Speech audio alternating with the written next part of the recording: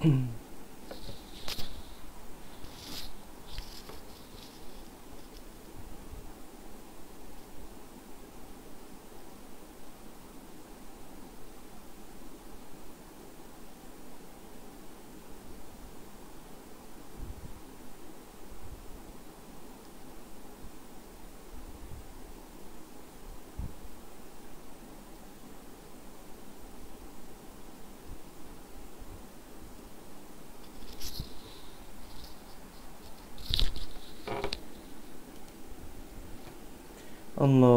Allah, Allah.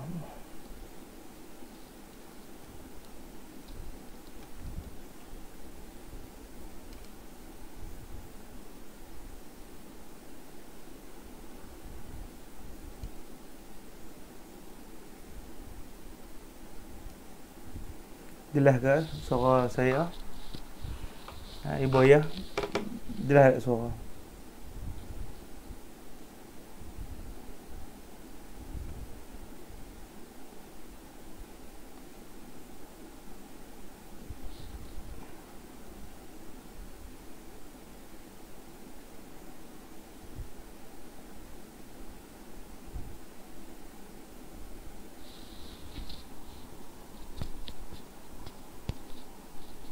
Alhamdulillah, waalaikumsalam. Cik Sal, alhamdulillah sihat. Ya. Alhamdulillah.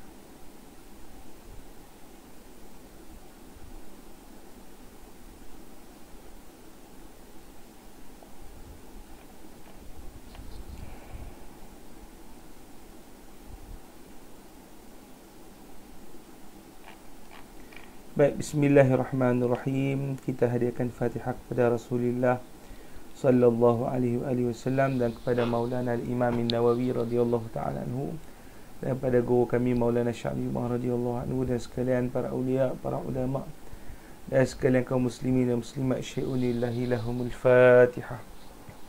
A'udzubillahi minasyaitonir rajim. Bismillahirrahmanirrahim. Alhamdulillahi rabbil alamin, arrahmanir rahim, maliki yaumiddin. Iyyaka na'budu wa iyyaka nasta'in, ihdinas siratal mustaqim, siratal ladzina an'amta 'alaihim ghairil maghdubi 'alaihim waladdallin. Amin. Bismillahirrahmanirrahim. Alhamdulillahi rabbil alamin. Wassalatu wassalamu ala sayyidil mursalin wa ala alihi wa sahbihi ajma'in.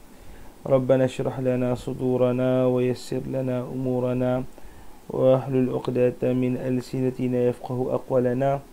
اللهم فقهنا في الدين وعلمنا التأويل واهدنا إلى صراطك المستقيم.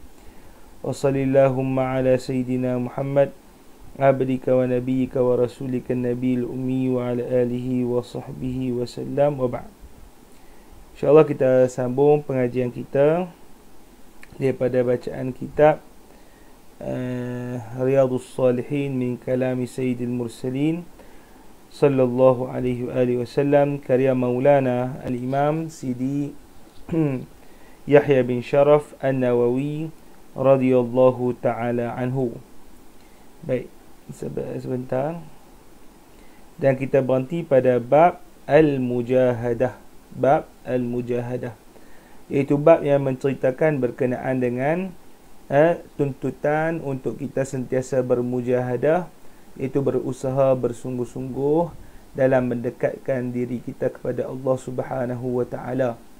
Dan bab ini adalah amat sangat dituntut, terutamanya kita ini dalam bulan Ramadan, dan tambah-tambah kita ini berada di 10 malam yang terakhir daripada bulan Ramadan. Adalah perlu bagi kita untuk mengikut modelnya, mengikut junjungan kita, iaitu Nabi Muhammad sallallahu alaihi wasallam dan para sahabat radhiyallahu taala alaihim, dalam berusaha secara keras, bersungguh-sungguh menghidupkan malam kita di bulan 10 terakhir daripada bulan Ramadan ini, dan kita tidak melengah-lengahkan masa daripada waktu siang kita, dan kita terus menerus melakukan amal ibadat kepada Allah Subhanahu wa taala. Baik. Dan hadis daripada bab mujahadah ini, tak silap saya kita berhenti pada hadis yang ke-13. Hadis yang ke-13. Sebentar ya, saya tengok ni.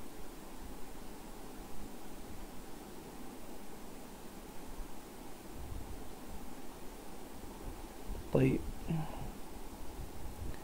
Hadis yang ke-13. Nah.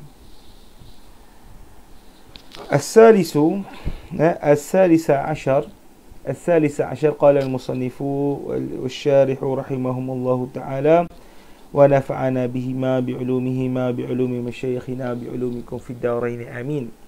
قال رحمه الله الثالث عشر maksudnya hadis yang ke-13 عن أبي عبد الله يقال أبو عبد الرحمن ثوبان مولى رسول الله صلى الله عليه وآله وسلم رضي الله عنه قال سمعت رسول الله صلى الله عليه وآله وسلم يقول عليك بكثرة السجود فإنك لم تسجد لله سجدة إلا رفعك الله بها درجة وحط عنك بها خطيئة رواه مسلم. Baik, hadis ini yang ke-13 diriwayatkan daripada Abi Abdillah. Dia punya kunyahnya. Cuma dia itu ada kunyahnya yang lain. Dipanggil juga dengan Abi Abdul Rahman. Cuma namanya apa? Thawban. Dia itu namanya apa? Thawban. Dia itu maula Rasulullah sallallahu alaihi wasallam. Makna maula apa? Makna maula iaitu orangnya yang asalnya itu adalah hamba, kemudian dibebaskan oleh Rasulullah sallallahu alaihi wasallam.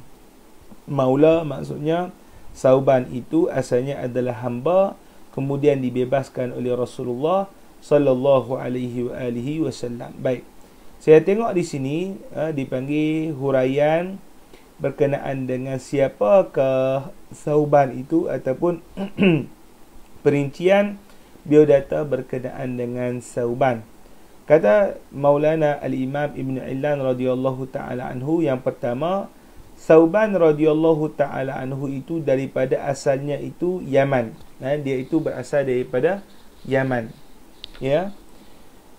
Dan dikatakan dia itu Hukmi, daripada kabilah Hukmi. Dikatakan dia itu daripada Bani Namir. Dan dikata dia itu daripada Surrah. Maksudnya ulama khilaf pendapat berkenaan dengan asal Thawban ini. Cuma seakan-akan yang dilihat rajihnya Thawban berasal daripada Yaman. Baik. Maka dia itu jatuh di bawah, dia itu jatuh menjadi hamba abdi. Thawban ini dia kata usiba sabiyan, maknanya dia jatuh menjadi hamba abdi. Maka Rasulullah sallallahu alaihi wasallam lalu bertemu dengan dia, maka Nabi sallallahu alaihi wasallam membelinya kemudian membebaskannya.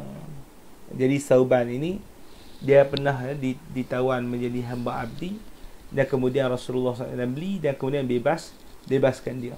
Dan dia itu bersamalah dengan Rasulullah sallallahu alaihi wasallam sampailah Rasulullah sallallahu alaihi wasallam wafat.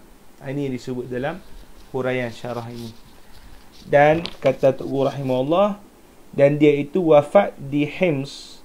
Hims iaitu tempat yang berada di Syria pada tahun 54 Hijrah. Dia itu wafat di mana? Hims, yang berada di mana?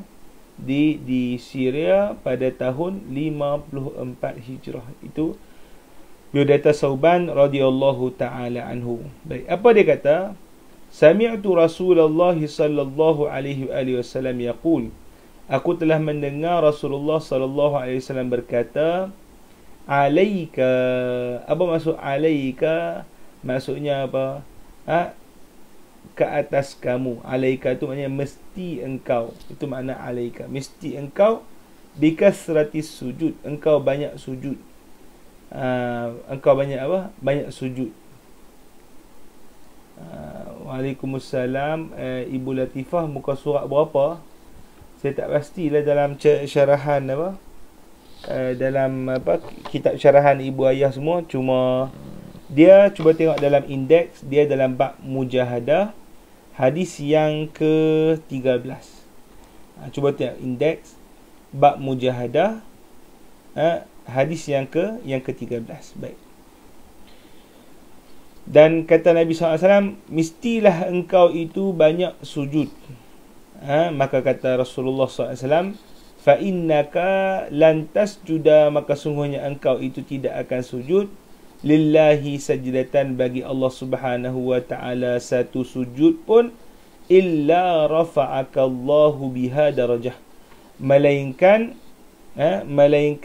Allah Subhanahu wa taala akan mengangkatkan engkau dengan sujud itu satu darjat, wa hatta anka biha khati'ah, dan akan menggugurkan daripada engkau biha dengannya, iaitu dengan sujud itu, satu khati'ah, satu dosa. Jadi disebutkan di sini kelebihan kita banyak sujud. Sujud yang dimaksudkan oleh Rasulullah sallallahu alaihi wasallam secara kita panggil pastinya, yang pertama adalah banyakkan bersolat, sama ada kita solat sunat ataupun kita solat fardu. Tapi yang dimaksudkan oleh Nabi untuk kita nak tambah, kita fardu tak boleh tambah dah kan, sembahyang fardu 5 saja. Tapi yang dimaksudkan le tambah ni adalah sembahyang sunat. Dan termasuk juga daripada sujud ini adalah kelebihan-kelebihan sujud yang lain, seperti sujud sajadah kan, kita duk baca Quran jumpa tempat-tempat sujud sajadah, maka kita sujud sajadah, maka akan mendapat kelebihan yang disebut oleh Rasulullah sallallahu alaihi wasallam. Dan kemudian yang kedua adalah sujud sujud syukur. Bila tiba-tiba kita memperoleh nikmat yang tidak disangka-sangka daripada Allah Ta'ala, maka digalakkan juga kita untuk sujud syukur. Boleh? Maka kelebihan yang disebutkan oleh Rasulullah sallallahu alaihi wasallam ini, tidak ada satu sujud yang kita lakukan melainkan dengan sujud itu Allah Ta'ala akan angkat darjat kita di sisi dia. Itu tak mahu lagi kita dekat dengan Allah Ta'ala dengan diangkat darjat. Dan kemudian adalah digugurkan satu kesalahan apabila kita melakukan sujud tersebut. Boleh? Jadi ala kulli hal, secara umumnya hadis yang ke-13 ini menggesa kita untuk kita memperbanyakkan amalan-amalan sunat, terutamanya adalah salat dan juga sujud-sujud yang lain, iaitu sujud tilawah dan juga sujud syukur. Boleh? Baik.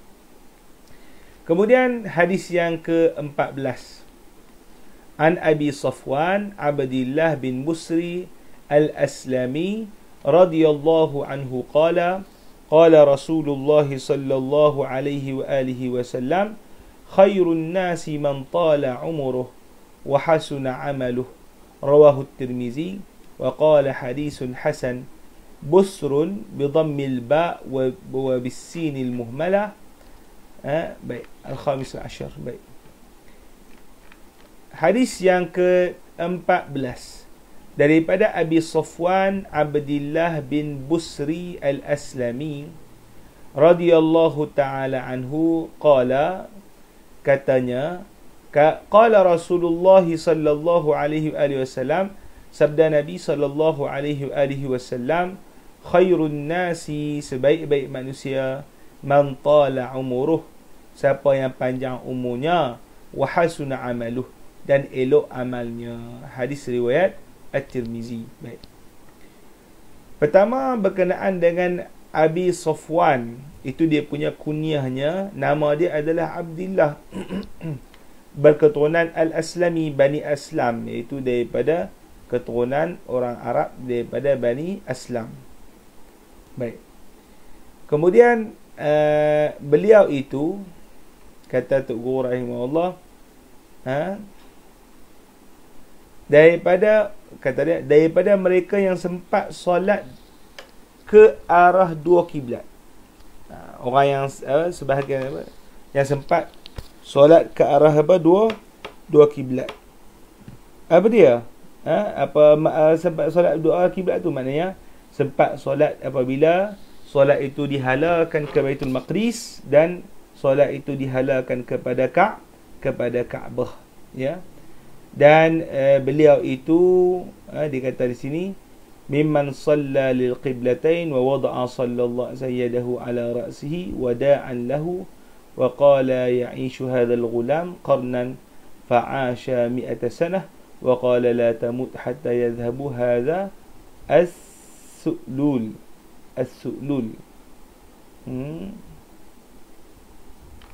هذا السؤلول من وجهه فلم يمت حتى ذهب السؤلول من وجهه قال ابن أسير صاحب النبي صلى الله عليه وسلم وهو وأبوه وأمه وأخوه عطية وأخته شماء وحينئذ فكان حق المصنع أن يقول رضي الله عنهما baik. Tuan rahimahullah dia kata Sauban ini sempat memeluk Islam dan solat menuju ke arah dua kiblat. Dan Rasulullah sallallahu alaihi wasallam pernah meletakkan tangan baginda sallallahu alaihi wasallam kepada kepala siapa? Kepala Busr ini. Sebagai wada'a lahu dan berdoa kepada Busr, dan kata Nabi sallallahu alaihi wasallam kepada Busr, pemuda ini akan hidup selama 100 tahun. Tidak. Hidup selama satu kurun. Dan dia tidak akan mati sehinggalah hilang su'lul. Su'lul ni hilang dia punya tek lalat ataupun jerawat yang ada dekat muka dia ni. Maka kata Tuan Syarah, maka dia itu tidak mati, iaitu Busr tidak mati, melainkan hilang jerawat ataupun hilang dia punya tek lalat yang berada di muka dia. Itu dipanggil mukjizat Rasulullah sallallahu alaihi wasallam. Baik. Bilakah dia mati? Kata Tuan rahimahullah, dia itu wafat pada tahun 88 Hijrah. Tahun 88 Hijrah. Ya. Pada umur lebih kurang 94 tahun. Pada umur lebih kurang 94 tahun di Hims, Syria. Di mana? Di Hims, Syria. Boleh? Baik. Dia kata apa? Sebaik-baik manusia khairun nas. Sebaik-baik manusia adalah siapa yang panjang umur dia. Jadi umur panjang ni elok tak? Elok. Tapi elok yang macam mana? Kalau umur panjang kita itu baik amalan. Tapi kalau umur panjang dah buat dosa, na'udzubillah lah. Itu tak ada guna. Umur panjang baik mati cepat. Tapi kalau umur panjang, kita ada banyak amalan kita istiqamah, Allah Ta'ala bagi rezeki untuk kita beramal, tiap-tiap tahun pergi haji, tiap-tiap tahun pergi umrah, maka apa? Maka umur kita itu adalah sebaik-baik umur, dan kita adalah sebaik-baik manusia. Dan apa maksud orang yang baik umur, orang yang manusia yang baik itu adalah manusia yang panjang umur dan baik amalannya. Apa makna baik amalan? Bukan sekadar dia beramal, tapi amalan dia baik. Apa dia? Iaitu amalan dia itu bertepatan dengan apa yang disuruh oleh Allah dan Rasul. Cukup rukun, cukup syarat. Kita buat laksanakan amalan itu bersungguh-sungguh, bukannya amalan yang sekadar sekadar melepah batuk di tepi tangga. Boleh? Jadi yang kita fahami daripada hadis yang ke-14 ini adalah boleh kita minta Allah Subhanahu Wa Taala panjangkan umur kita dalam keberkatan, dan kita minta supaya Allah Subhanahu Wa Taala berikan kepada kita taufik untuk kita berterusan terus menerus beramal dengan amal yang baik, yang bertepatan dengan apa yang dituntut oleh Allah dan juga Rasulullah sallallahu alaihi wasallam. Baik. Kita pindah kepada hadis yang seterusnya, hadis yang ke-15. An Anas radhiyallahu anhu qala ghaba ammi Anas ibn Nadr radhiyallahu anhu an qital Badr. Faqala ya Rasulullah ghibtu an awwali talin. Ghibtu an awwali qitalin.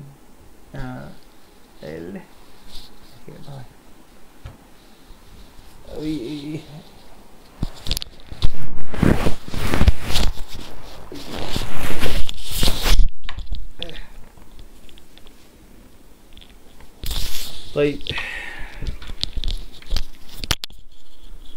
ada tulis. Mana di sini mas? Kami beri mas sebelah apa? Baik, sekali lagi sorry, anak kecil. Baik. Ghibtu kata ni, ghibtu an awwal qitalin qatalta musyrikin. La inillahu ashhadani qital al-musyrikin la yarayanna ma asna'. Lamma kana yawm Uhud inkashafa al-muslimun. فقال اللهم أعتذر إليك مما صنع هؤلاء يعني أصحابه وأبرأ إليك مما صنع هؤلاء يعني المشركين. ثم تقدم فاستقبله سعد بن معاذ فقال يا سعد ابن معاذ الجنة ورب الكعبة إني أجد ريحها من دون أحد. قال سعد فما استطعت يا رسول الله ما صنع. قال أنس فوجدنا به 87 ضربة بالسيف وطعنة برمح أو رمية بسهم ووجدناه قد قتل ومثل به المشركون فما عرفه أحد إلا أخته ببنانه. قال أنس كنا نري أو نظن أن هذه الآية نزلت فيه وفي أشباهه من المؤمنين رجال صدقوا ما عاهدوا الله عليه متفق عليه.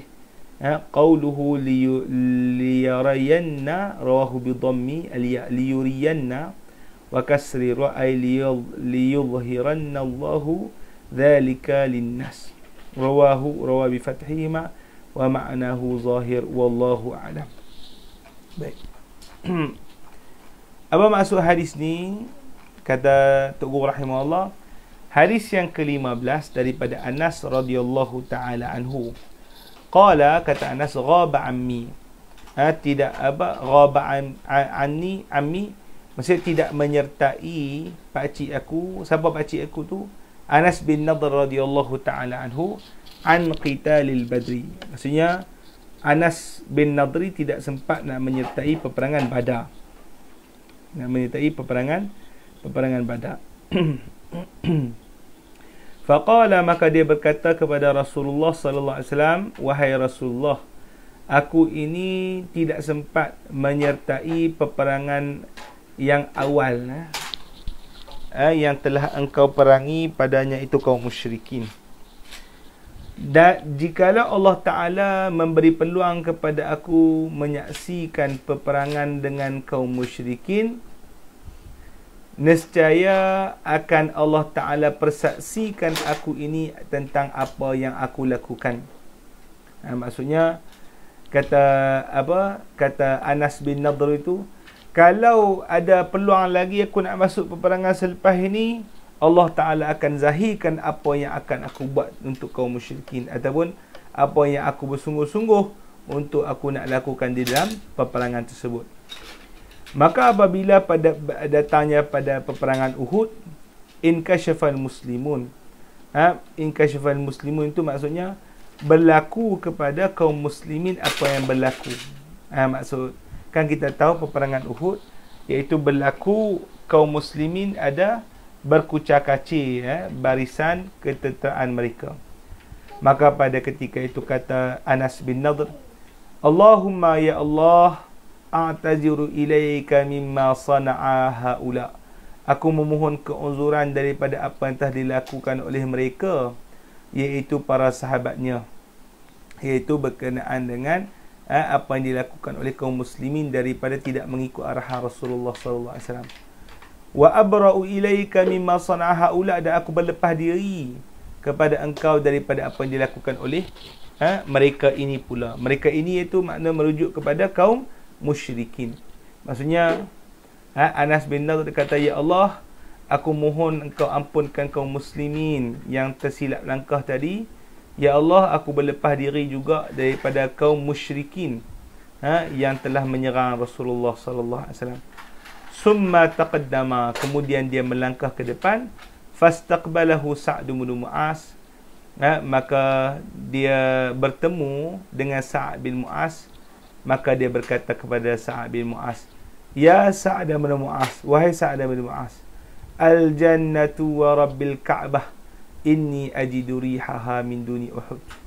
Syurga demi Tuhan yang memiliki Kaabah, sesungguhnya aku mendapati bau syurga itu berada di sebalik Uhud. Aku tahu bau syurga berada di sebalik apa? Sebalik Uhud. Qala Sa'd, kata Sa'd, famastata'tu ya Rasulullah ma sana'. Maka kata Sa'd, maka aku tidak mampu wahai Rasulullah daripada apa yang dia buat. Maksudnya tak mampu aku nak buat sebagaimana yang dia ni buat. Anas buat macam mana? Qala Anas bin Malik, kata Anas bin Malik, fawajadna bihi bid'an wa samanina darban bisayf.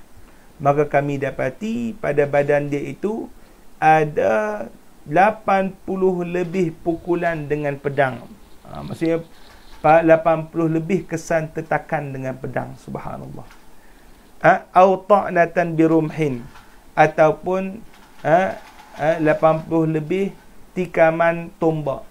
Au ramyatin bisahmin, ataupun 80 lebih daripada tusukan panah. 80 lebih daripada tusukan panah. Maksudnya seluruh badan. Ibu ayah bayangkanlah, 80 lebih kesan tetakan, maksudnya tidak ada juzuk badan yang tak kena tetakan. Fawajadnahu qad qutila wa massala bil musyrikin.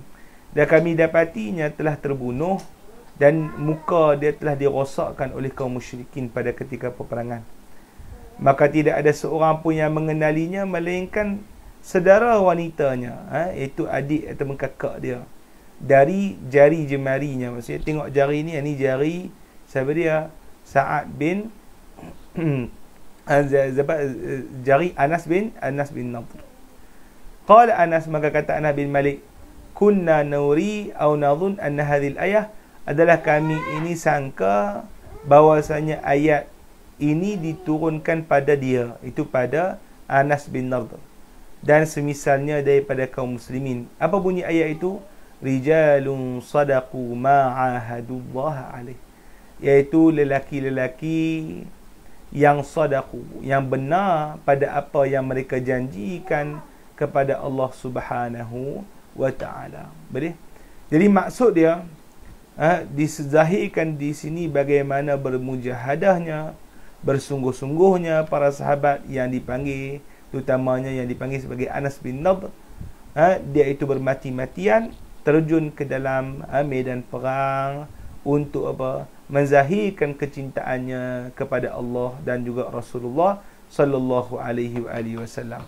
Dan dia itu tidak rasa kesal, walaupun terlepas pada sebelum ini menyertai peperangan Badar, tetapi dia mengganti usahanya itu untuk digembeling, untuk dicurahkan pada peperangan Uhud, sehinggalah dia mati dengan puluhan-puluhan tikaman pada setiap juzuk daripada badan dia. Boleh? Baik. Itu hadis yang ke-15.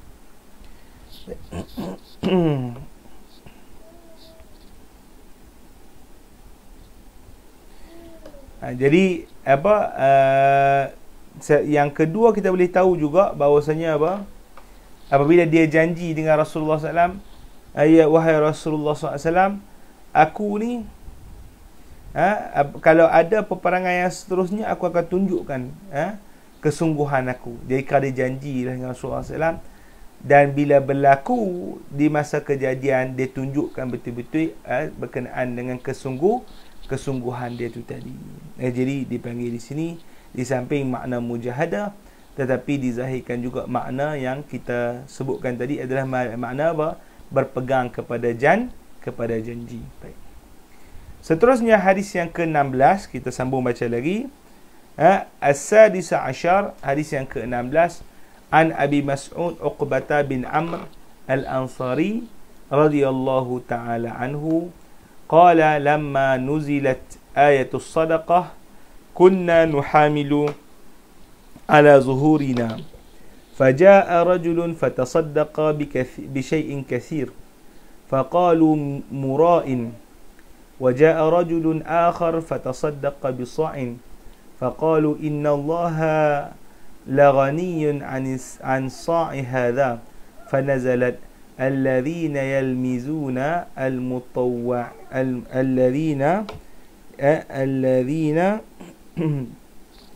الذين يلمزون المطوعين من المؤمنين في الصدقات والذين لا يجدون إلا جهدهم الآية. حديث متفق عليه. ونحامل بضم النون وبحاء المهملة أي يحمل أحدنا على ظهره بالأجرة ويتصدق بها. Baik. Baik, apa maksud kata Tok Guru rahimahullah? Hadis yang ke-16 daripada Abi Mas'ud Uqbah bin Amr al-Ansari al-Badri radhiyallahu ta'ala anhu. Siapa dia? Dia kata apa? Uqbah bin Amr. Itu dia punya apa? Nama dia. Gelaran dia adalah Abi Mas'ud. Baik. Siapa beliau? Dia kata, Makcik Leha tanya, Ustaz, apa maksudnya janji bai'ah kepada Allah dan kepada Allah? Janji bai'ah tak? Maksudnya janji bai'ah adalah kita tunaikan apa yang kita janji pada Allah Ta'ala. Jadi kalau kita dah janji nak berperang bersungguh-sungguh, tunaikanlah janji itu. Kalau kita janji nak bersedekah, tunaikanlah janji itu. Itu maksud apa dia? Tunaikan janji bai'ah tadi. Boleh faham Makcik Leha ya? Baik. Baik, kita tengok di sini biodata Uqbah bin Amr. Uqbah bin Amrin. Dia kata Al-Badri. Uqbah bin Amrin Al-Badri. Dipanggil Al-Badri bukan kerana dia itu sempat menyertai peperangan Badar, tapi dia itu berasal daripada Badar. Yang ni yang disebutkan oleh Tuan Syarih. Baik. Dan beliau ini dikatakan wafat, dia cerita tu wala miazal tafaqan farada wa tufiya ba'da Ali, dan dia wafat selepas kewafatan Sayyidina Ali karramallahu wajhah. Dia sebut itu je, wafat setelah kewafatan Sayyidina Ali karramallahu wajhah. Baik. Apa kata dia? Lamma nazalat ayatus sadaqah, maka apabila turun ayat sedekah. Ayat sedekah tu mana? Ayat zakat. Apa dia? Ayat zakat. Itu maksud ayat sedekah. Apa dia? Ayat tu ini anda baca di buah huraian ni, khudz min amwalihim sadaqatan tutahhiruhum. Ambillah daripada mereka itu sedekah, maknanya zakat, untuk menyuci diri mereka. Baik. Apabila turun ayat suruhan untuk mengeluarkan zakat, kunna adalah kami ini, nuhamilu ala zuhurina. Apa maksud nuhamilu ala zuhurina? Maksud dia, di sini kata Khattabi, yuridu takaffala alhamdu bil ujrah linaktasiba ma natasaddaq bihi. Intalaqa ahaduna ila suq yatahammal faj'a rajul. Baik.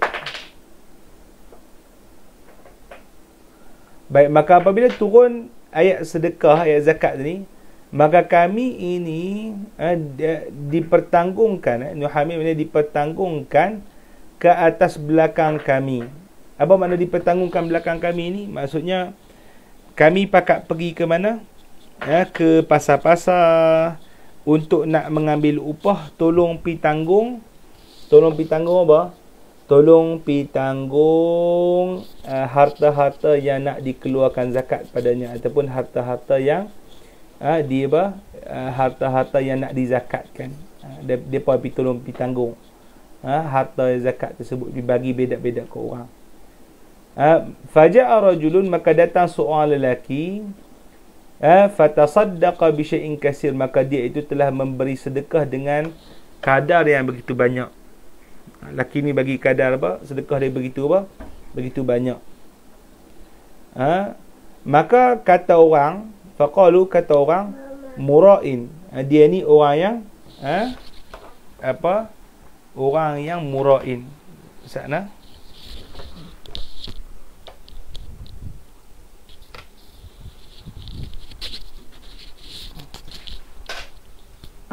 Baik.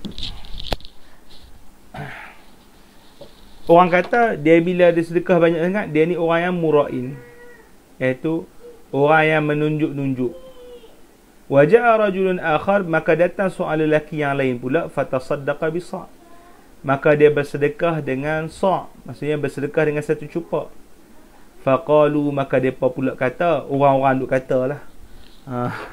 Banyaklah orang duk kata-kata ni, orang nak sedekah sikit ke, banyak ke, sikit pun kata, banyak pun kata.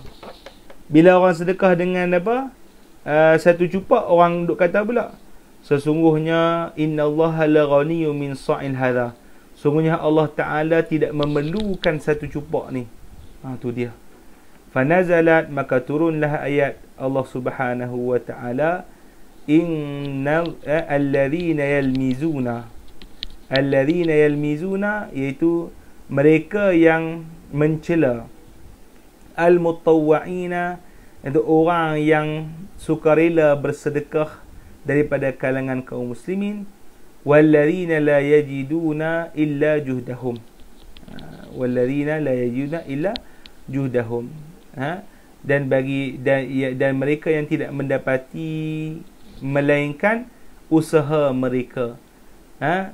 Lahum, ayat ni habis dia bunyi macam mana? Walahum azabun alim, dan bagi mereka itu adalah azab yang keras. Baik.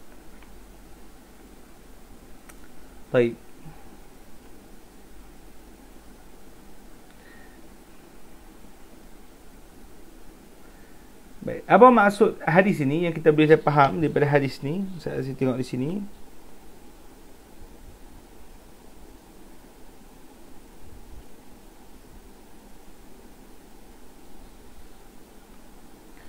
Baik.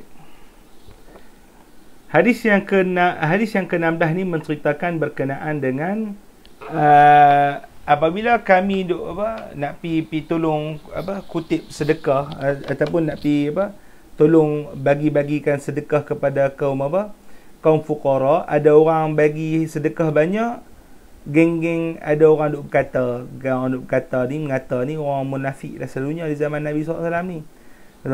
Ya ni saja sedekah banyak ni supaya nak tunjuk kata dia orang bagus lah tu. Bila orang ambil sedekah yang sikit, kata apa ni sedekah sikit sangat, Allah Ta'ala tak terima ni kalau sedekah sikit sangat. Tu dia. Jadi kira zaman Nabi SAW tu dah isu berkenaan dengan perkara tersebut. Orang kata gitu, orang kata gini, orang ni serba tak kena. Orang ni serba serba tak kena. Maka Allah Subhanahu wa Ta'ala turunkan ayat mengatakan, siapa yang cela amalan-amalan kaum muslimin tadi, iaitu sama ada sedekah sedikit atau sedekah banyak ataupun apa-apa amalan lah. Orang ni duk buat sembahyang dekat masjid, kata apa ni ingat bagus lah duk main masjid selalu ni Allah Ta'ala kata, siapa yang duk buat perangai macam tu, bagi mereka itu azab yang sangat-sangat pedih. Bagi mereka itu azab-azab yang sangat, dia ada dosa besar, dikira sebagai dosa besar. Kita duduk main mengata-ngata kepada kaum muslimin yang melakukan kebaikan. Benda ni ada tak kita di kalangan kita di kalangan komuniti kita ada kan? Nak buat baik dia hak yang ni pun tak kena, hak nu pun tak kena. Dia mai tambah-tambah orang netizen ni kan. Netizen ni, warga-warga net internet ni. Ada saja benda-benda yang nak komen, ada saja benda-benda itu ini tak kena. Boleh? Yang tu yang kita tak mau, mintalah kita dijauhkan oleh Allah Subhanahu wa Ta'ala daripada sifat-sifat tersebut. Baik. Jadi kalau kita nak buat baik, jangan duk kira lah orang tu kata apa, kata ni, kita teruskan dia buat baik, ya. Jangan kita kata, lagi kalau aku sedekah macam ni, orang kata aku riak pula, mampu pi lah orang kata, mampu pi. Jangan duk layan lah siapa duk kata, dia kata riak ke, maka duk kata riak ke tu apa dia, tu aku dengan Allah Ta'ala, jangan duk kalut lah. Kata aku riak ke apa ni, aku dengan Allah Ta'ala, bukan ada urusan dengan boleh. Jangan duk layan lah. Jangan duk layan depa ni. Baik. Hadis yang ke-17. Ini hadis yang terakhir kita ambil. An Sa'id bin Abdul Aziz an Rabi'ah bin Yazid an Abi Idris Al-Khawlani an Abi Zar Jundab ibn Junadah radhiyallahu anhu an Nabi sallallahu alaihi wa alihi wasallam fima yarwi anillahi tabaraka wa ta'ala annahu qala ya ibadi inni haramtu dhulma ala nafsi. Ini ana terus bacakan kepada ibu ayah terus daripada hadis daripada siapa dia Sa'id bin Abdul Aziz, Rabi'ah bin Yazid, dan daripada Abi Idris Al-Khawlani. Mereka riwayatkan daripada Abi Dhar radhiyallahu ta'ala anhu, daripada Nabi sallallahu alaihi wasallam, fima yarwi anillahi tabaraka, apa yang dia riwayatkan daripada Allah Ta'ala, itu merujuk kepada hadis qudsi, bahwasanya dia berkata, ya ibadi, wahai hamba-hambaku, inni haramtu zulma ala nafsi, sungguhnya aku telah mengharamkan kezaliman ke atas diri aku. Wa ja'altuhu bainakum muharrama, dan aku jadikan kezaliman itu di antara kalian benda yang diharamkan. Benda yang diharamkan. Jadi apa makna zalim? Zalim ni apa? Kita buat benda tak kena pada apa? Pada tempat dia. Itu makna zalim. Maka Allah Ta'ala jadikan kezaliman itu benda yang haram di antara kita. Tak boleh kita duk buat benda-benda tak kena tempat dia. Kita duk apa? Ambil barang orang, kita duk apa? Melampaui batasan kita, celah orang, apa-apa sajalah. Maka dosa-dosa yang apa yang Allah Ta'ala larang itu adalah sebenarnya adalah satu kezaliman. Ya. Fala tazalamu, dan janganlah kalian saling zalim menzalimi. Jangan kita zalim-zalimi dengan orang. Ya. Ya ibadi, wahai hambaku, kullukum dhalun illa man hadaituhu, semuanya kalian ini sesat melainkan apa yang telah aku beri petunjuk kepada kalian. Fastahduni, maka mintalah hidayah kepada aku, uhdikum, nescaya aku beri hidayah kepada kalian. Jadi Allah Ta'ala suruh minta apa? Kita minta apa? Hidayah. Kita ni tak ada apa melainkan kita minta hidayah daripada Allah Ta'ala. Ya ibadi, wahai hambaku, kullukum ja'i'un illa man at'amtahu illa man at'amtuhu fastat'imuni ut'imkum. Wahai hamba-hambaku sekalian, kalian itu adalah lapar melainkan siapa yang telah aku beri makan kepadanya, maka mintalah makan kepada aku, nescaya aku beri makan kepada kalian. Itu kita minta Allah Ta'ala beri rezeki kepada kita. Jangan minta pada orang lain, minta pada Allah Ta'ala. Ya ibadi kullukum 'arin illa man kasautuhu fastaksuni aksukum.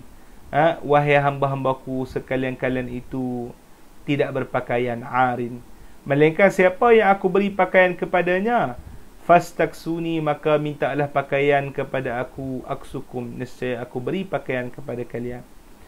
Ya ibadi, wahai hambaku, innakum tukhti'una bil-laili wan-nahar wa ana aghfir dhunuba jami'a, sungguhnya kalian itu melakukan kesalahan di malam dan di siang, dan aku ini mengampunkan dosa sekaliannya. Fastaghfiruni aghfir lakum, mintalah ampun kepada aku, nescaya aku ampunkan kalian. Ya ibadi, wahai hamba-hambaku, innakum lan tablughu dhurri fatadurruni wa la tablughu naf'i fatanfa'uni. Wahai hamba-hambaku, sesungguhnya kalian ini tidak nak mencapai memberi mudarat kepada aku, tidak mencapai untuk memberi mudarat kepada aku, maka kalian memudarati aku. Dan tidaklah kalian itu capai untuk memberi manfaat kepada aku, maka kalian memberi manfaat kepada aku. Maksudnya tak ada sama-sama kali kita melakukan apa amalan memberi mudarat pada Allah Ta'ala atau memberi manfaat kepada Allah Ta'ala. Hakikatnya amalan yang kita lakukan, kalau jahat sebenarnya mudarat balik pada apa? Balik pada kita. Kalau amalan itu baik, manfaat balik kepada siapa? Balik kepada kita. Tidak ada yang apa? Yang hakikatnya memudaratkan Allah Ta'ala atau memudaratkan ataupun memberi manfaat kepada Allah Subhanahu wa Ta'ala. Firman Allah Ta'ala dalam ni ayat hadis qudsi ni, ya ibadi, wahai hamba-hambaku, law anna awwalakum wa akhirakum wa insakum wa jinnakum kanu ala atqi qalbi rajulin wahid minkum. Wahai hambaku, kalaulah bahwasanya orang yang daripada awal kalian sampai akhir kalian, maksudnya orang di awal-awal zaman dulu sampai ke akhir-akhir orang yang berada di hari kiamat, sama ada manusia kalian ataupun jin kalian, itu semuanya berada di atas satu tingkat ketakwaan hati yang sama. Maksudnya semua orang yang bertakwa, kata Allah Ta'ala, ma zada zalika fi mulki syai'a. Ketakwaan kalian itu tidak menambah langsung pada kerajaan aku ini sikit pun. Maksudnya apa? Kita buat taat ke apa, tak ada pun dapat memberi manfaat pada Allah Ta'ala. Bahkan manfaatnya kepada diri kita. Ya ibadi, wahai hamba-hambaku, law anna awwalakum wa akhirakum wa insakum wa jinnakum kanu ala afjari qalbi rajulin wahid ma naqasa zalika min mulki syai'a.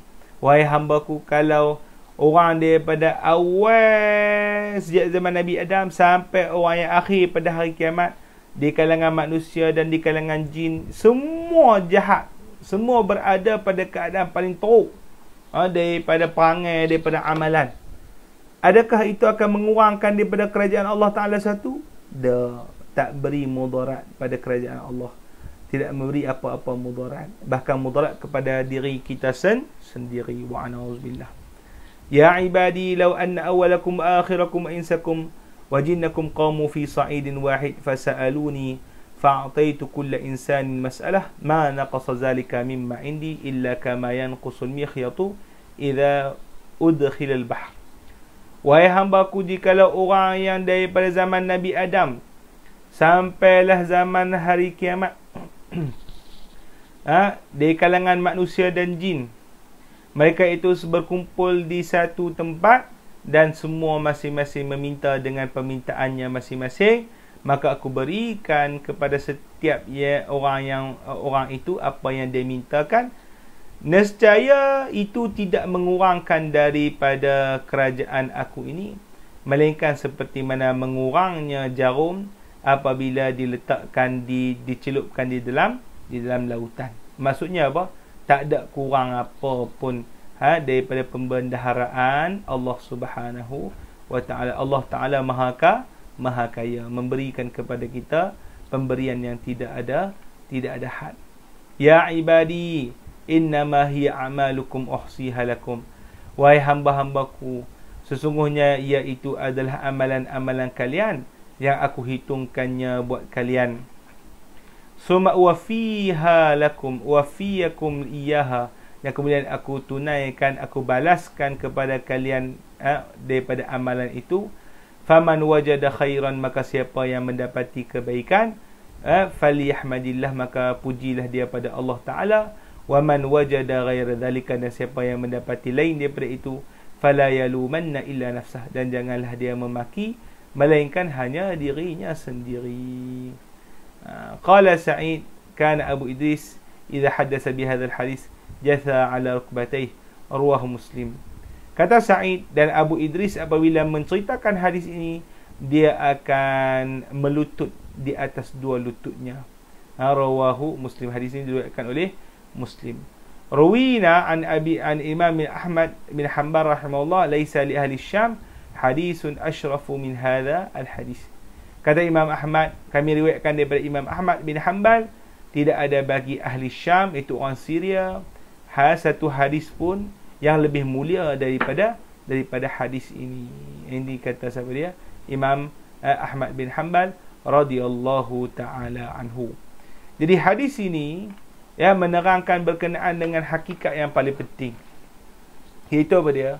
Yang pertama, hakikat diharamkan kezaliman untuk kita lakukan ke atas siapa-siapa pun di kalangan makhluk Allah Subhanahu wa Ta'ala. Itu satu. Kemudian yang kedua adalah Allah Subhanahu wa Ta'ala memperingatkan kepada kita berkenaan dengan kesemua yang ada di muka bumi ini adalah hasil daripada pemberian Allah Ta'ala, bukan daripada diri kita. Maka apa saja mesti minta pada Allah Ta'ala. Kalau nak kepada pakaian, minta pada Allah. Nak pada apa? Makanan, minta pada Allah. Semualah nak pada hidayah, minta pada Allah. Dan nak pada segala perkara, kita hanya minta pada Allah Subhanahu wa taala. Itu satu. Kemudian hakikat yang kedua adalah Allah Taala nak menyebut apa yang kita lakukan tidak ada memberi keuntungan apa pada Allah Taala. Dosa yang kita lakukan pun tidak ada memberi mudarat pada Allah Taala. Hanya kesemua keuntungan dan kemudaratan itu hakikatnya balik kepada diri kita. Siapa yang buat baik, maka Allah Taala akan beri padanya syurga. Siapa yang buat jahat, maka Allah Taala akan siksanya ke dalam api neraka. Dan kemudian yang ketiga adalah berkenaan dengan pemberian Allah Subhanahu wa taala, pembendaharaan Allah Subhanahu wa taala yang maha luas. Jangan kita anggap Allah Taala seperti manusia, minta maka tak mau bagi, tak. Bahkan Allah Subhanahu wa taala itu pemberiannya itu maha luas. Kalau seluruh di muka bumi ini pun meminta, nescaya permintaan itu tidak akan mengurangi apapun daripada kerajaan Allah Subhanahu wa taala. Itu yang dipahami daripada hadis ini.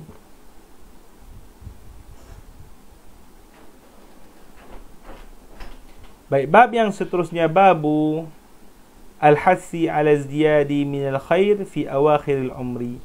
Bab pada menyatakan al-hassi, iaitu galakan untuk menambahkan kebaikan, terutamanya pada akhir-akhir umur. Pada akhir-akhir umur. Yang ni insya-Allah kita baca pada minggu hadapan, insya-Allah taala. Jadi kita tutup majlis kita dengan tasbih kafarah dan suratul Asr. Subhanakallahumma bihamdik, asyhadu an la ilaha illa anta, astaghfiruka wa atubu ilaik. Bismillahirrahmanirrahim.